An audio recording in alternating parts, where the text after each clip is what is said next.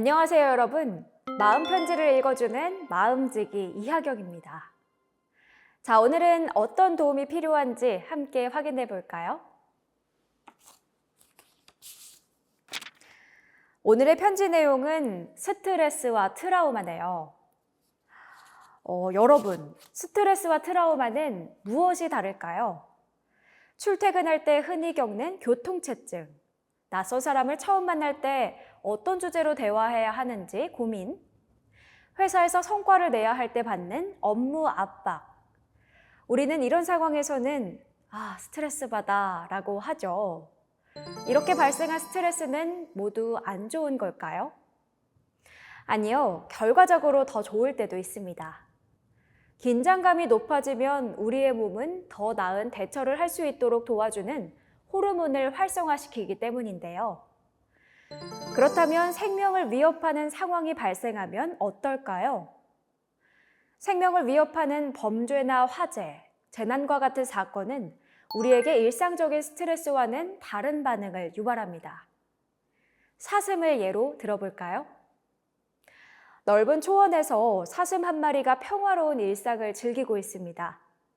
그런데 갑자기 치타가 등장하면 놀란 사슴은 싸워야 하나, 도망가야 하나 하다가 둘 중 하나를 선택하겠죠. 하지만 또 다른 치타가 등장한다면 사슴은 꼼짝없이 죽었다고 생각할 겁니다. 그 순간 사슴은 본능적으로 온몸이 굳어 죽은 듯 바닥에 고꾸라지죠.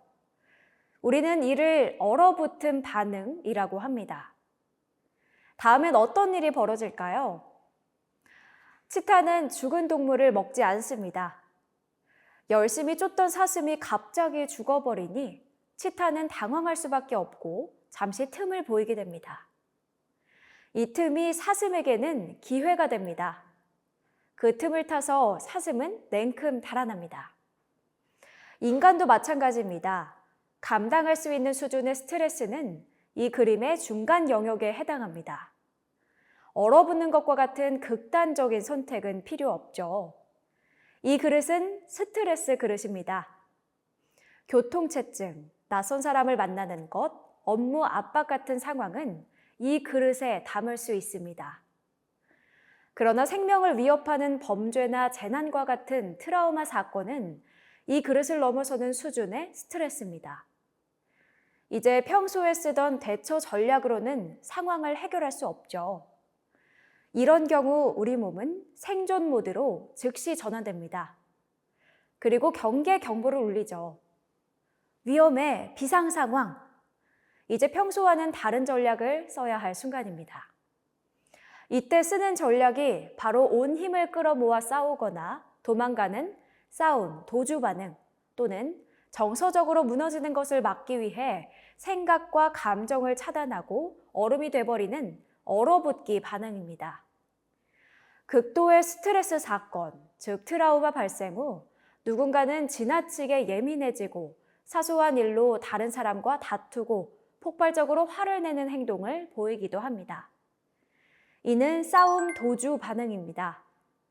멍해지고 주의력과 기억력이 떨어지는 것은 사건 기억이 떠오르는 것을 막아 심리적 생존이 가능하게 해준다는 점에서 얼어붙기 반응과 같은 맥락에서 이해할 수 있죠. 이 두 가지 반응은 생명의 위협을 느끼는 그 순간 나오는 대처 방안이기 때문에 이성이 아닌 본능에 의해 결정됩니다. 오직 뇌가 우리의 몸을 살리기 위해 내리는 일종의 본능적인 명령입니다. 요약하자면 트라우마 상황에서는 우리의 반응이 평소와 확연히 달라집니다. 평소와 같은 전략으로는 위험한 상황을 벗어날 수 없기 때문입니다. 우리의 몸은 비상사태에 돌입하고 감정은 요동치거나 둔감해지며 행동은 생존 본능의 지배를 받게 됩니다. 이 모든 것을 살아남기 위해 누구나 보이는 자연스러운 반응임을 기억해 주세요.